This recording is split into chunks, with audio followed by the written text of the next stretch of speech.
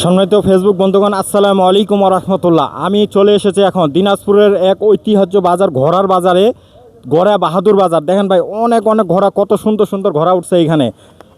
চাচা, ঘোড়া কার? ঘোড়া আমার। কোথা থেকে আসছেন? এই আমার বাসা কাছে বীরগঞ্জের মোড়, বীরগঞ্জ থানা। বীরগঞ্জ থানা।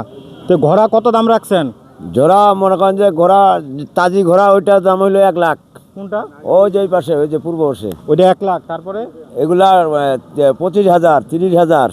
এই যে আমার সামনে যে সুন্দর সুন্দর দেখা যাচ্ছে, এই ঘোড়াগুলো কত রাখছেন? এই জোড়ার দাম আছে 50,000। 50,000 টাকা জোড়া?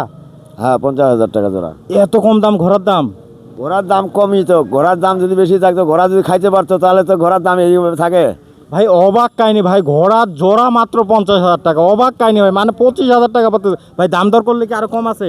আরো কিছু কম আছে ভাই। দেখেন অবাক কাহিনী ভাই, ঘোড়ার দাম যে এত কম ভাই, আমি কিন্তু জানি না ভাই।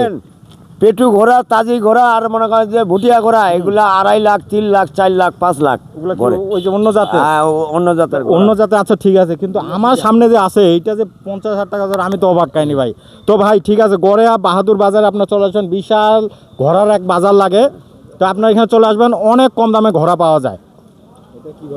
আসসালামু আলাইকুম ওয়া রাহমাতুল্লাহ।